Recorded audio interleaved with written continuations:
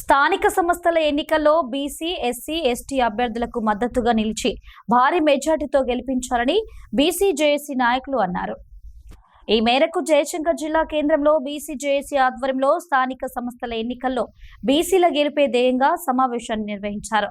ప్రభుత్వం 42% బీసీలకు రిజర్వేషన్ కల్పిస్తామని మాట తప్పిందని ఎద్దేవా చేశారు. బీసీ, ఎస్సీ, ఎస్టీ అభ్యర్థులను భారీ మెజార్టీతో గెలిపించాలని కోరారు. తెలంగాణ రాష్ట్ర వ్యాప్తంగా జరుగుతున్న స్థానిక సంస్థల ఎన్నికల్లో సర్పంచ్లు కావచ్చు, వార్డు మెంబర్లు కావచ్చు, జయశంకర్ భూపాలపల్లి జిల్లాలో జనరల్ స్థానాల్లో ఎస్సీ, ఎస్టీ, బీసీలు పోటీ చేస్తున్నారో వారందరినీ అత్యధిక మెజార్టీతో గెలిపించాలని ఎస్సీ, ఎస్టీ, బీసీ సమాజానికి విజ్ఞప్తి చేస్తున్నాం. ఎందుకంటే ఈ ప్రభుత్వము 42% రిజర్వేషన్ ఇస్తానని చెప్పి ఇవ్వకుండా పాత రిజర్వేషన్ తోటి ఎన్నికలకు పోతున్న సందర్భంలో ఆ పాత రిజర్వేషన్ కూడా అమలు కాని పరిస్థితి.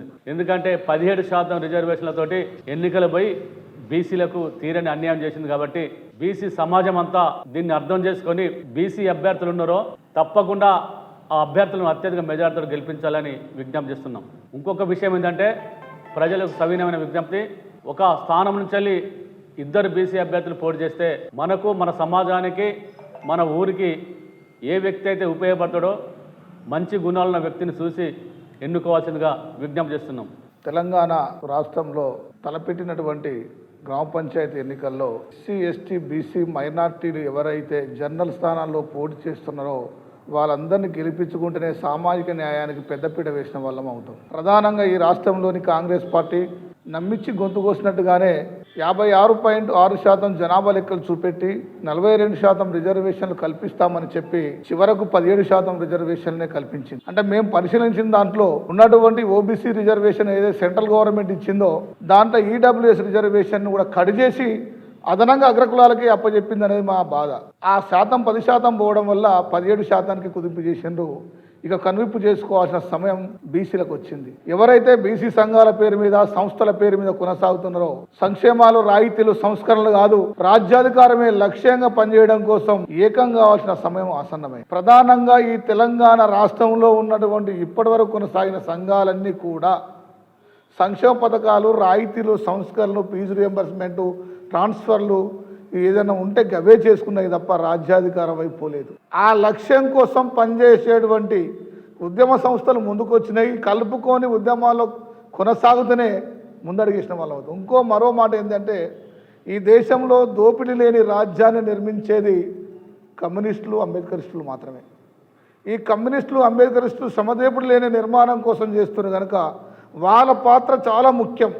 నేను మరో మాట అడుగుతున్నా, విప్లవ పార్టీలకు నక్సైల్గా మారడానికి కారణాలు మీ వ్యక్తిగత విషయాలు కావచ్చు, సామాజిక రుగ్మతలు కావచ్చు, కానీ భారత రాజ్యాంగంలో ఎలాంటి హక్కు కల్పించినటువంటి బీసీలు ఉన్నారు.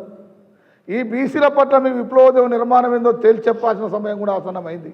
ఈ రాష్ట్ర నిర్మాణమే ప్రపంచ నిర్మాణం అని చెప్పినటువంటి నాయకత్వం ఉంది. తెలంగాణ మహాగానం స్వేచ్ఛ సమానత్వంతో పాటు సౌభృతంగా వికసించే మాగాని దక్కని పీఠాభూమి పౌరుషం కలిగినటువంటి వారసత్వం ఉన్నది. ఏదైతే కోరుకున్నామో ఈ నేల, ఆ నేలలో వికాసించే విప్లవ పార్టీలు కూడా ఆలోచించాలని మేము గుర్తు చేస్తున్నాం. ప్రధానంగా రేపటి ఎన్నికల్లో, స్థానిక సంస్థల ఎన్నికల్లో సర్పంచుల్లో, వార్డు మెంబర్లో, జనరల్ స్థానంలో పోటీ చేసినటువంటి ఎస్సీ, ఎస్టీ, బీసీ మైనార్టీలను గెలిపించుకొని నిర్మాణం చూపేసిన తర్వాత అంబేద్కరిస్టులు, కమ్యూనిస్టుల పైన కూడా ఆధారపడ్డది కనుక ఎట్లాగూ పాలక వర్గాలు వాళ్ళ ఆధిపత్యం కోసం కొనసాగుతాయి కనుక దీన్ని పరిలోకి తీసుకొని జిల్లాలో కానీ రాష్ట్రంలో కానీ ఉన్నటువంటి అందరూ ఆ వైపు ఆలోచించి నిర్మాణం చేసుకొని రేపటి రాజ్యం కోసం మనం పరితపించాలనే ఆలోచనతోటే ఈ ప్రెస్ మీట్ ఏర్పాటు చేసి సామాజిక ఉద్యమాలతో సెలవు తీసుకుంటున్నారు. తెలంగాణ రాష్ట్రంలో జరుగుతున్న స్థానిక సంస్థల ఎన్నికలు, సర్పంచ్, వార్డ్ మెంబర్ ఎలక్షన్స్ జరుగుతున్నాయి. దీంట్లో బీసీ, ఎస్సీ, ఎస్టీ సమాజంగా మేము ఒకటే ముందు నుంచి కోరుతున్నాం. 93% ప్రజలం ఉన్నాం. ఈ 93% ప్రజలు ఏదైతే మన దగ్గర నుంచి ఇస్తానని మోసం చేసిన కాంగ్రెస్ పార్టీ 42% రిజర్వేషన్ కానీ, మనకు జనాభా లెక్కల్లో కూడా తప్పుడు లెక్క చూపించి మనల్ని నిండా ముంచింది, మోసం చేసింది, మనల్ని అబాస్ పాలు చేసింది కనుక మరి ఆ మన దగ్గర నుంచి పోయిన రిజర్వేషన్ అంతా అన్రిజర్వ్డ్ స్థానాలకు పోయింది కనుక ఖచ్చితంగా బీసీ, ఎస్సీ, ఎస్టీలు ఎక్కడనైతే పోటీ చేస్తారో ఆ స్థానానికి ఖచ్చితంగా బీసీ ఎస్సీ ఎస్టీలను గెలిపించుకునే బాధ్యత 93% ఉన్న ఆ గ్రామ పంచాయతీలో ఉన్న ప్రజలదే అని సందర్భంగా తెలియజేస్తున్నా. ఓట్లు మా ఎక్కువ ఉన్నాయి, జనాభా మేము ఉన్నాం, గ్రామాలు మాకున్నాయి. మీరు ఎస్సీ ఎస్సీలను కానీ బీసీలను కానీ విత్తనగమ్మని ప్రయత్నం చేస్తూ ఉన్నారు. మీరు అది జరగదు. మా బీసీలు కానీ మా ఎస్సీ ఎస్టీలు కానీ తప్పకుండా జనరల్లో పోటీలో ఉంటారు. జనరల్లో కూడా మా వాళ్ళు గెలిచి తీరుతారు. బీసీలు ఉన్నంత వరకు ఎస్సీ ఎస్టీలు సపోర్ట్ ఉంటుంది.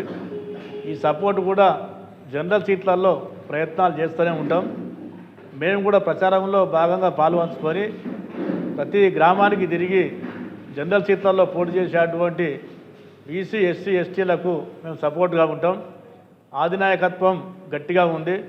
పైన జేఏసీగా ఉన్నటువంటి బీసీ నాయకులంతా గట్టిగా ప్రయత్నాలు చేస్తూ ఉన్నారు. 42% ఇస్తామని చెప్పినటువంటి కాంగ్రెస్ ప్రభుత్వం లాస్ట్కి వచ్చిన తర్వాత గ్రామ పంచాయతీ ఎన్నికలకు పార్టీ పరంగా సపోర్ట్ చేస్తామన్నారు. పార్టీ పరంగా సపోర్ట్ లేదు. ఎందుకు సపోర్ట్ లేదంటే పార్టీ గుర్తులు లేవు కాబట్టి గ్రామ పంచాయతీలకు పార్టీ సపోర్ట్ లేదు. ప్రతి గ్రామ పంచాయతీ ఇండిపెండెంట్గా పోటీ చేయాల్సిన అవసరం ఉన్నది కాబట్టి ఇండిపెండెంట్ స్థానాల్లో కూడా జనరల్ సీట్లు వచ్చినాయి కాబట్టి జనరల్ సీట్లలో కూడా బీసీలు ఎస్సీ ఎస్టీలు గెలవాలని మేము కోరుకుంటా ఉన్నాం.